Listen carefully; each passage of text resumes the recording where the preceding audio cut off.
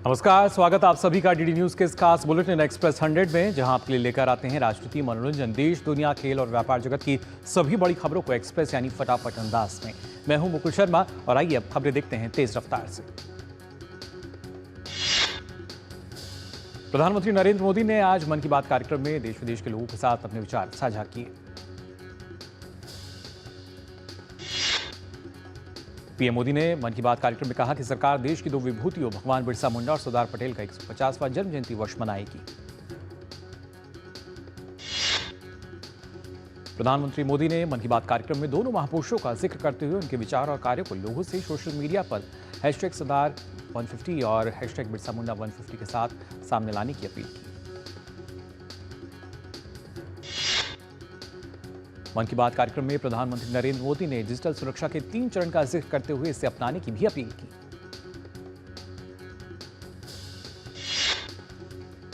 PM Modi ने cyber अपराधों से बचने और लोगों में जागरूकता फैलाने के लिए #सेव डिजिटल इंडिया का प्रयोग करने को कहा। प्रधानमंत्री ने कार्यक्रम में आने वाले समय में युवाओं से भारत को ग्लोबल एनिमेशन पावर हाउस बनाने की अपील की। साथ ही प्रधानमंत्री ने आत्मनिर्भरता का जिक्र करते हुए देश को नवाचार के क्षेत्र में ग्लोबल पावर हाउस बनाने का भी आग्रह किया। प्रधानमंत्री नरेंद्र मोदी ने मन की बात में कुछ उदाहरणों का जिक्र करते हुए सभी लोगों से भारत की सांस्कृतिक पहल के बारे में #कल्चरल ब्रिजेस के साथ सोशल मीडिया पर पोस्ट साझा करने की अपील की।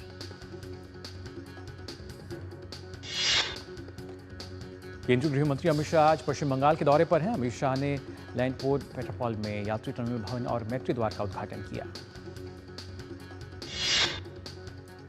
आपको बता दें कि पीएम मोदी ने सभी दक्षिण एशियाई देशों के साथ सांस्कृतिक और व्यापार संबंधों को आगे बढ़ाने के लिए भारतीय भूमि बंदरगाह प्राधिकरण को एक नई गति, दिशा और आयाम प्रदान किया है। पेट्रापॉल में यात्री टर्मिनल भवन और मैत्री द्वार का उद्घाटन इसी कड़ी में एक अहम कदम है। केंद्रीय गृह मंत्री अमित शाह दोपहर बाद पश्चिम बंगाल में भाजपा सदस्यता अभियान का शुभारंभ करेंगे।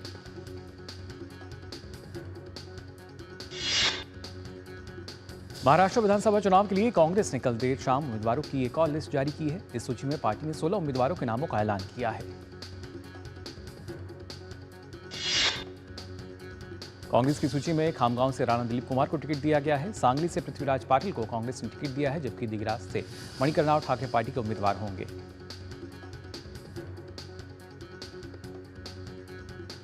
और आइए सीधा रुख कर लेते हैं पश्चिम बंगाल का, जहां पर केंद्रीय गृह मंत्री अमित शाह अपना संबोधन दे रहे हैं।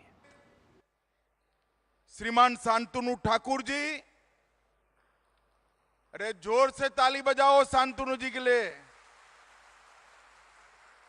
मंत्री परिषद में मेरे साथी और बंगाल के दिग्गज नेता, हमारे गृह सचिव श्रीमान गोविंद मोहन जी, सचिव सीमा प्रबंधन डॉक्टर राजेंद्र कुमार जी, आदित्य मिश्रा जी, अध्यक्ष LPAI श्री दर्जिल सिंह चौधरी जी, सीमा सुरक्षा बल के DGP सुश्री पौसुमी बसु, संयुक्त सचिव भारत सरकार, और आज भारत के अंतिम बिंदु पर यहां पर आए हुए बंगाल के मेरे प्यारे भाइयों बहनों, आप सभी को मेरा नमस्कार, शुभकामनाएं। सबसे पहले आज बंगाल के महान सपूत और जिन्होंने भारत की स्वतंत्रता के लिए बहुत बड़ा बलिदान और योगदान दिया, ऐसे जतिन दास जी का जन्मदिन है। मैं मन से जतिन दास जी के प्रति पूरे देश की ओर से श्रद्धांजलि व्यक्त करता हूं। भाइयों बहनों, आज यहां पर इंटीग्रेटेड चेक पोस्ट, यात्री टर्मिनल और मैत्री द्वार तीनों का उद्घाटन हुआ है। देखने में तो ये बहुत छोटी चीज है, परंतु ये परिचायक है हमारे प्रधानमंत्री नरेंद्र मोदी जी किस प्रकार से हर क्षेत्र के अंदर अपने दृष्टिकोण और अपनी दूरदर्शिता से प्राण फूंकते हैं। 2014 में प्रधानमंत्री जी बनने के बाद मोदी जी ने हर क्षेत्र में कई नई शुरुआत की। आरोग्य में की, इसके कारण हर एक व्यक्ति को 5 लाख तक का सबको फायदा मुफ्त मिल रहा है। बंगाल वालों को थोड़ी कसक है, मगर चिंता मत करिए, 26 के चुनाव के बाद भाजपा सरकार आते ही आप सभी को भी मिलने लगेगा। शिक्षा के क्षेत्र में नई शिक्षा नीति लेकर आए। आंतरिक सुरक्षा, देश की सीमाओं की रक्षा और खेल, हर क्षेत्र के अंदर मोदी जी ने अनेक नई शुरुआतें की। न केवल शुरुआतें की, उसको लॉजिकल एंड तक, अंत तक पहुंचाकर सफलता में परिवर्तित करने का काम नरेंद्र मोदी जी ने किया है। और आज भारतीय लैंड पोर्ट अथॉरिटी, एक देखने में शुष्क टाइप का डिपार्टमेंट, वो देश के विकास के अंदर हमारे पड़ोसियों के से संबंध को बेहतर बनाने के अंदर भाषा, संस्कृति और साहित्य के बेहतर आदान प्रदान के अंदर कितना बड़ा योगदान कर सकता है, इसका उदाहरण हमारे लैंड पोर्ट अथॉरिटी का ये 10 साल में जो विकास हुआ है। ये land port authority Modi ji के नेतृत्व में 4P के सूत्रों पर काम कर रही है। प्रॉस्पेरिटी, पीस, पार्टनरशिप और प्रोग्रेस। इससे इस क्षेत्र के, पूरे क्षेत्र के प्रॉस्पेरिटी के अंदर भी बड़ा बदलाव आने वाला है। मैं यहां जब देख रहा था, 10,000 लोग तो आज ही आवाजाही कर सकते हैं और 10,000 लोगों की और सुविधा बनाकर रखी। तो मैंने शांतनु जी को पूछा कितने सारे लोग आते हैं, तो उन्होंने कहा साहब कम से कम 5 से 6,000 लोग बांग्लादेश से इलाज करने के लिए कल्याणी एम्स में हर रोज आते हैं और इससे हमारे क्षेत्र की रोजगारी में बड़ा बढ़ावा होता है। यहां पर शांति की स्थापना में भी ये लैंड पोर्ट अथॉरिटी का इनिशिएटिव बहुत बड़ा योगदान करेगा। जब कानूनी आवाजाही की व्यवस्था न हो, तब आवाजाही अवैध रूप से होती है, और जब अवैध रूप से आवाजाही के रास्ते खुलते हैं, वो बंगाल की, भारत की शांति को बहुत क्षति पहुंचाते हैं। मैं आज बंगाल की जनता को कहकर जाता हूं, 26 में परिवर्तन कर दीजिए, इस घुसपैठ को हम पूर्णतया रोककर दम लेने वाले हैं। और शांति बंगाल में तभी हो सकती है जब एक घुसपैठ रुक जाए। पार्टनरशिप भी इससे बढ़ेगी। बांग्लादेश और भारत, भूटान और भारत, नेपाल और भारत, म्यांमार और भारत, ये सभी हमारे सीमा पर बसे हमारे देशों के साथ संस्कृति, भाषा, कल्चर, ये सब का आदान प्रदान बढ़ेगा और एक प्रकार से नया पार्टनरशिप का युग शुरू होगा। और प्रोग्रेस की दृष्टि से भी दोनों देशों के बीच में कई सारे इनिशिएटिव इससे संवाद से संपादित हो सकते हैं। भाइयों बहनों, लैंड पोर्ट अथॉरिटी, इसका कंसेप्ट ही मोदी जी ने बदला। पहले इसको एक व्यापार का साधन मानते थे, अब समृद्धि और शांति का एक द्वार बनकर रहा है। हमारे पड़ोसी राष्ट्रों से हमें जोड़ने का काम कर रहा है। हमारे वैध व्यापार को बढ़ावा देकर अवैध व्यापार को, स्मगलिंग को रोकने का काम कर रहा है और समृद्ध राष्ट्र के निर्माण में एक बहुत बड़ी भूमिका आज लैंड पोर्ट अथॉरिटी निभा रहा है। आज यहां पर टर्मिनल बिल्डिंग का उद्घाटन कर मैं आया हूं। मैं मिश्रा जी को बहुत बहुत साधुवाद देना चाहता हूं। भाई, आपने एयरपोर्ट को जमीन पर लैंड पोर्ट पर उतारने का काम किया है। एयरपोर्ट जैसी सुविधाएं हैं। लगभग 500 करोड़ के खर्च से 60,000 वर्ग मीटर में 25,000 यात्रियों को रोज हैंडल करने की क्षमता ये टर्मिनल बिल्डिंग की है। और मुझे पूरा भरोसा है इससे मेडिकल और एजुकेशनल टूरिज्म का बहुत बड़ा बढ़ावा होने वाला है। ये लैंड पोर्ट अथॉरिटी का ये इनिशिएटिव भारत की सीमाओं को सुरक्षित और विकास के लिए अनुकूल बनाएगा। हमने यहां पर आज एक मैत्री द्वार का उद्घाटन भी किया है। 2023 में मैंने ही इसका भूमि पूजन किया था और करीब करीब 6 करोड़ की लागत से ये मैत्री द्वार को बनाया है। मैंने आज लैंड पोर्ट अथॉरिटी के सभी अधिकारियों को सूचना भी दी है कि अगली बारिश में आपको यहां 25,000 पौधे जो 200 साल के आयुष्य वाले हो ऐसा लगाकर ये पूरे क्षेत्र की चिंता करनी है।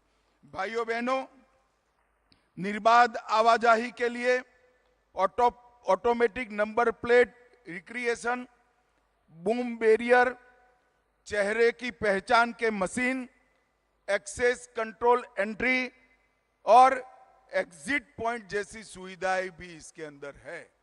मैं आज मेरी सीमा पर रहने वाले सभी भाइयों बहनों को बताना चाहता हूं कि पेट्रोपोल लैंड पोर्ट दक्षिण एशिया का सबसे बड़ा पोर्ट है और ये सबसे व्यस्त पोर्ट भी है जो हमारे व्यापार और आवाजाही को बढ़ाता है। और भारत और बांग्लादेश के बीच जो व्यापार होता है भूमि मार्ग से, इसका 70% व्यापार अकेला ये लैंड पोर्ट अथॉरिटी का पेट्रोपोल करता है। और शुरुआत में 16-17 में जब मोदी जी ने शुरुआत करी तब 18,000 करोड़ का व्यापार हुआ और 23-24 में 18,000 करोड़ से बढ़कर 64% की वृद्धि के साथ 30,500 करोड़ का व्यापार यहां से हुआ है। जब 30,000 करोड़ का व्यापार होता है तो यहां पर ट्रांसपोर्टेशन का बिजनेस लगेगा, गोडाउन बनेंगे, माल को उतारना चढ़ाना, पोर्टर, अनेक प्रकार की रोजगारी की संभावनाएं यहां पर होती है। और 2023-24 में 23.5 लाख लगभग 24 लाख यात्रियों की आवाजाही यहां से हुई है।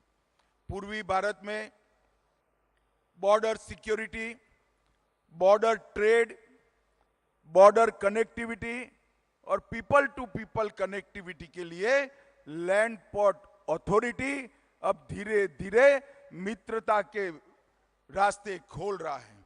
हमने सीमाओं को सुरक्षित करने के साथ साथ इसको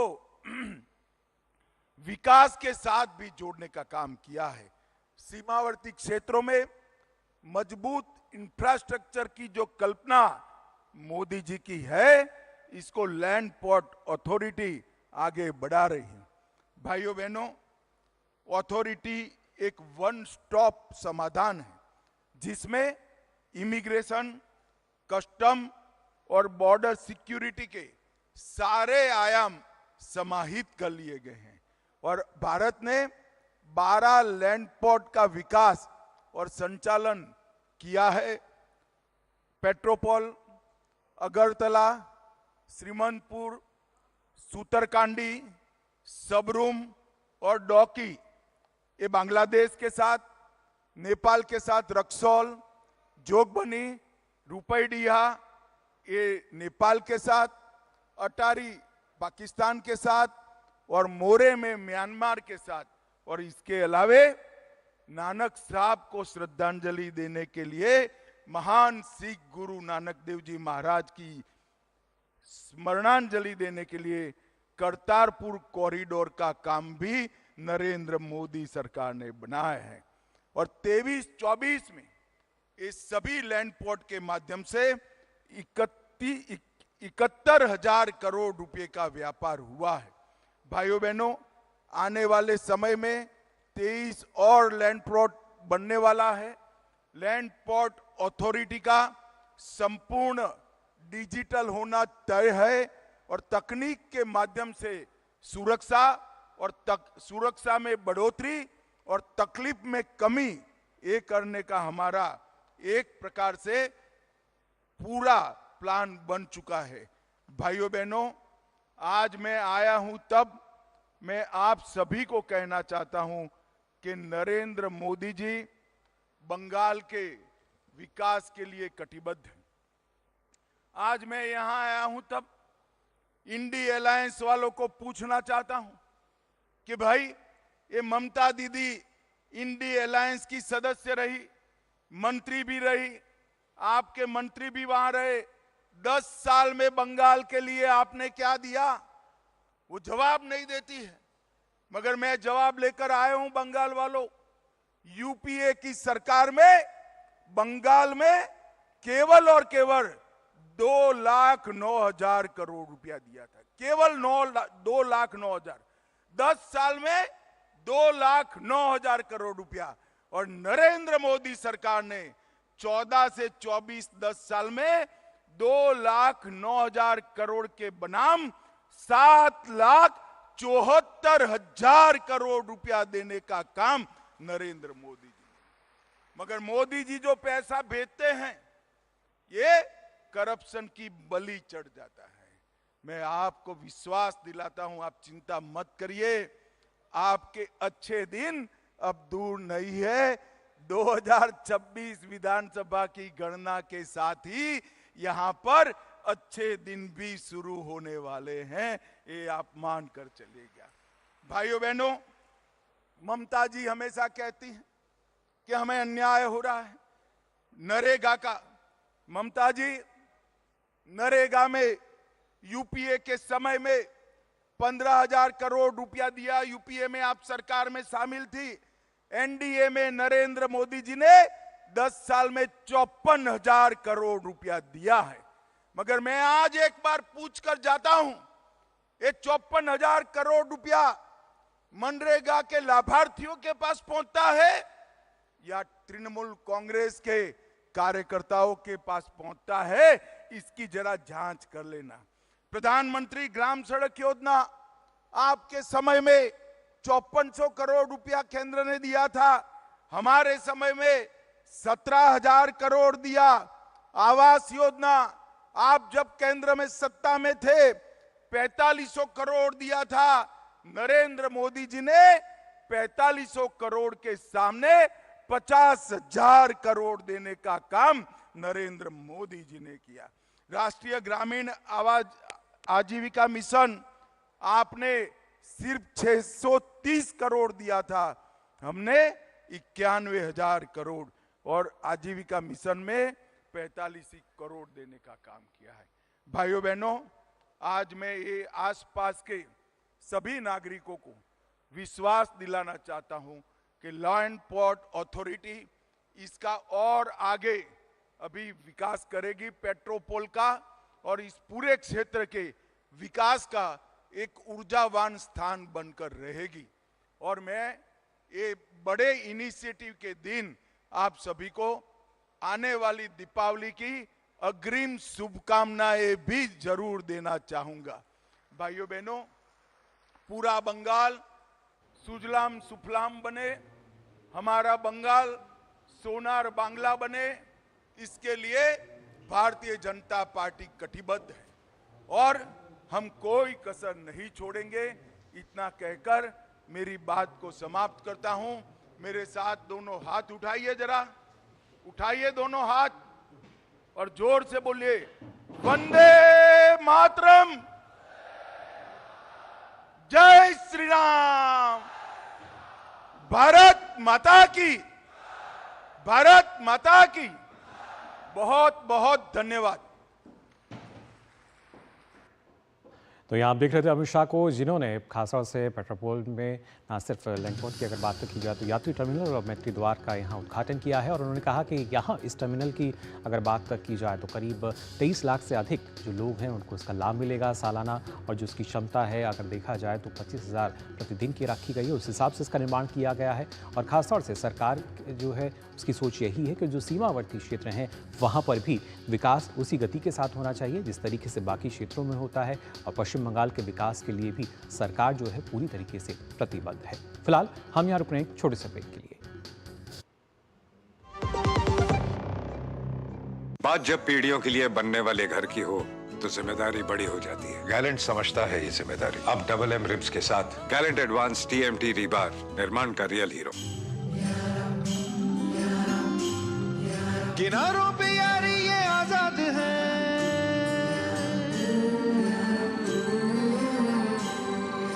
नमकीन लहरों का ये स्वाद है।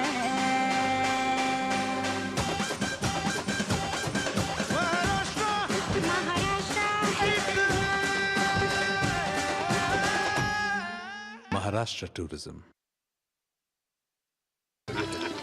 मिठाई तो हमारे जमाने में होती थी। हाँ तो जाइए ना अपने जमाने में। रोमांस तो हमारे जमाने में होता था। पेमेंट भी उसी जमाने का है। अरे भैया डिजिटल पेमेंट करना सीखिए नए जमाने। इजी, सेफ एंड फास्ट है। हमने तो इनको डिजिटल पेमेंट करना सिखा दिया। आपने ये सेल्फी लेते हैं, ये हमारे जमाने का है। RBI कहता है डिजिटल पेमेंट अपनाओ, औरों को भी सिखाओ। बेटियां घर की रौनक हैं, बेटियां घर संवारती हैं, बेटियां पीढ़ियां सजाती हैं, बेटियां घर की बुनियाद कहलाती हैं। बेटियों को सलाम करता है मोंगिया स्टील, स्टील का बादशाह। तो ब्रेक के बाद आप सभी का एक बार फिर स्वागत एक्सप्रेस 100 में। आइए एक बार खबरें देखते हैं फिर से तेज रफ्तार से। मेलाघाट से कांग्रेस ने हेमंत नंदा चिमोटे और गढ़चिरौली से मनोहर तुलसीराम को प्रत्याशी बनाया है। इसके अलावा टिकस विधानसभा सीट से मणिकरण राव ठाकरे को मैदान में उतारा गया है। इस सूची के साथ कांग्रेस अब तक 87 उम्मीदवारों की घोषणा कर चुकी है। महाराष्ट्र में नामांकन के लिए अब 3 दिन ही बचे हैं। ऐसे में सभी दलों के प्रत्याशी नामांकन कर रहे हैं, लेकिन महाविकास अघाड़ी और महायुति दोनों गठबंधन में कुछ सीटों पर अभी भी पेंच फंसा हुआ है। अब तक महाविकास अघाड़ी ने 237 उम्मीदवारों के नामों की घोषणा की है, जिसमें से कांग्रेस ने 87, एनसीपी शरद गुट ने 67 और शिवसेना उद्धव गुट ने 83 उम्मीदवारों के नाम घोषित किए हैं। वहीं महायुति ने अब तक केवल 212 उम्मीदवारों के नामों की घोषणा की है, जिसमें भाजपा ने 121, शिवसेना शिंदे गुट ने 46 और एनसीपी अजीत गुट ने 45 उम्मीदवारों के नामों की घोषणा की है। महाराष्ट्र विधानसभा चुनाव में सीट शेयरिंग के मुद्दे पर घटक दलों के दबाव का सामना कर रही कांग्रेस को मुंबई कांग्रेस में झटका लगा है। कांग्रेस की तीसरी लिस्ट में अंधेरी पश्चिम से उम्मीदवार घोषित किए जाने के बाद सचिन सावंत ने लड़ने से मना कर दिया है। राज ठाकरे के नेतृत्व वाली महाराष्ट्र नवनिर्माण सेना एमएनएस ने महाराष्ट्र विधानसभा चुनाव के लिए 15 उम्मीदवारों की एक और लिस्ट जारी की है। ये एमएनएस की 5वीं सूची है।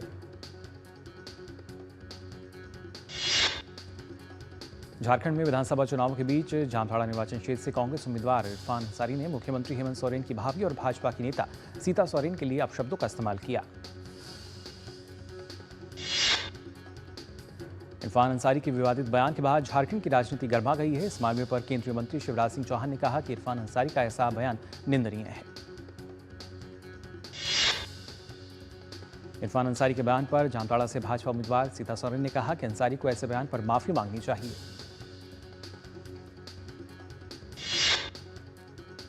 कांग्रेस प्रत्याशी इरफान अंसारी के बयान पर भाजपा नेता बाबूलाल मरांडी ने कहा कि चुनाव में अपनी हार को देखते हुए वह छटपटाहट में बयान दे रहे हैं। इरफान अंसारी के अमर्यादित बयान पर राष्ट्रीय अनुसूचित जनजाति आयोग ने स्वतः संज्ञान लेते हुए झारखंड के मुख्य सचिव, राज्य के पुलिस महानिदेशक, राज्य के प्रधान गृह सचिव, उपायुक्त और जामताड़ा के पुलिस अधीक्षक को नोटिस जारी कर 3 दिन में मामले की जांच की रिपोर्ट देने को कहा है। झारखंड में विधानसभा चुनाव की घोषणा के बाद बीते 12 दिनों में 57 करोड़ 66 लाख की अवैध सामग्री और नकदी जब्त की जा चुकी है।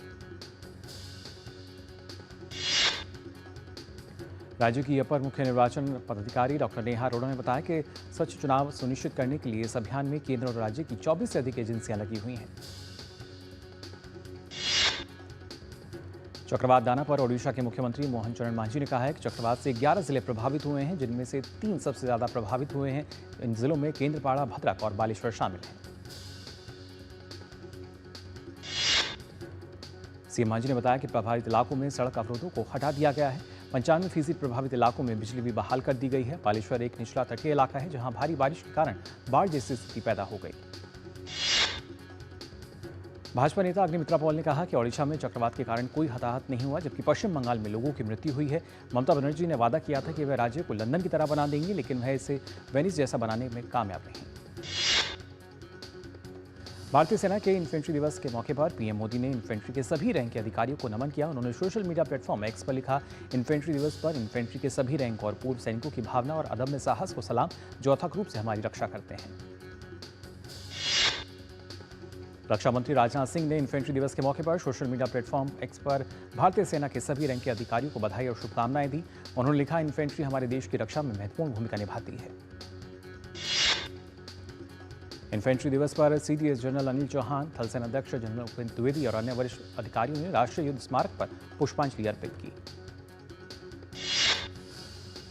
स्पेन के राष्ट्रपति पेड्रो सांचेज आज से 29 अक्टूबर तक 3 दिवसीय भारत की आधिकारिक यात्रा पर रहेंगे। उनके साथ उनकी पत्नी बेगोना गोमेज भी रहेंगी।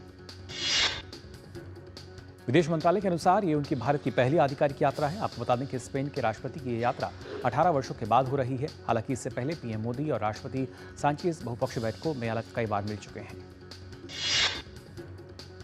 इस यात्रा के दौरान राष्ट्रपति सांचेज प्रधानमंत्री मोदी के साथ शिष्टमंडल स्तर की वार्ता करेंगे। दोनों नेता वडोदरा में final assembly line plant C-295 विमान का उद्घाटन करेंगे। ये विमानन क्षेत्र में मेक इन इंडिया पहल की मुख्य परियोजना है। विदेश मंत्री डॉक्टर एस जयशंकर भी राष्ट्रपति सांचेज से मुलाकात करेंगे। राष्ट्रपति सांचेज मुंबई का भी दौरा करेंगे, जहां वे व्यापार तथा उद्योगपति और फिल्म उद्योग के प्रतिनिधियों के साथ विचार विमर्श करेंगे। इस यात्रा के दौरान दोनों देशों के बीच कई समझौता ज्ञापनों पर हस्ताक्षर किए जाने की संभावना है, जिससे द्विपक्षीय सहयोग को बढ़ावा मिलेगा। त्रिपुरा में अवैध रूप से प्रवेश करने वाले 12 बांग्लादेशी नागरिकों को और एक बच्चे को हिरासत में लिया गया है। सीमा सुरक्षा बल के अधिकारी ने यह जानकारी दी। पूछताछ के दौरान बांग्लादेशी नागरिकों ने बताया कि वे भारत में स्थायी रूप से बसने के लिए कोलकाता जाने की योजना बना रहे थे।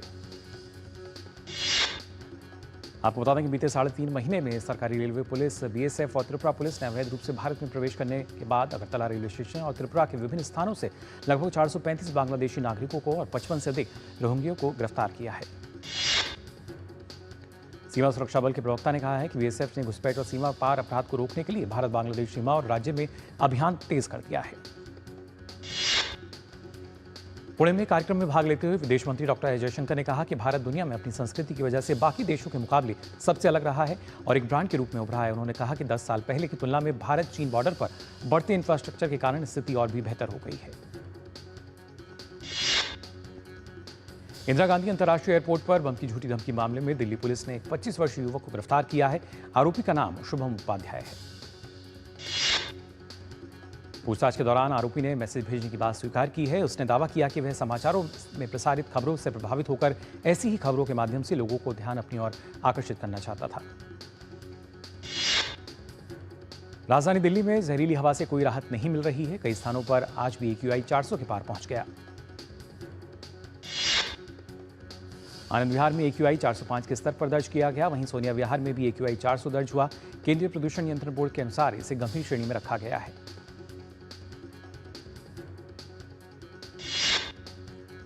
रोहिणी, द्वारका, मुंडका और बवाना सहित 11 इलाकों में AQI 300 के पार है, जो कि खराब श्रेणी में है। वहीं अक्षरधाम इलाके में भी AQI खराब श्रेणी में बना हुआ है। आज सुबह से ही दिल्ली के कई हिस्सों में स्मॉग की परत देखी जा रही है। उत्तर प्रदेश के प्रयागराज में महाकुंभ 2025 की तैयारियां जोरों पर हैं। इसी क्रम में रेलवे बोर्ड अध्यक्ष एवं मुख्य कार्यकारी अधिकारी सतीश कुमार ने महाकुंभ 2025 के मद्देनजर प्रयागराज और उससे जुड़े विभिन्न रेलवे स्टेशनों का शनिवार को निरीक्षण किया। नई दिल्ली स्थित आकाशवाणी भवन में सरदार पटेल स्मृति व्याख्यान का आयोजन किया गया। इसरो अध्यक्ष डॉक्टर एस सोमनाथ ने दीप प्रज्वलित कर कार्यक्रम का शुभारंभ किया।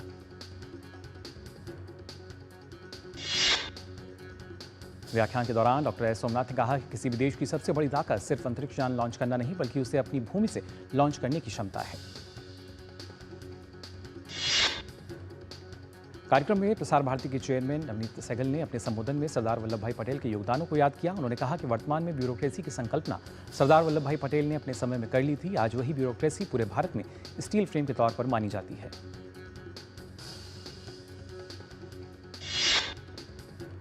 तो फिलहाल के लिए एक्सप्रेस न्यूज में बस इतना ही। मुझे दीजिए अनुमति। नमस्कार।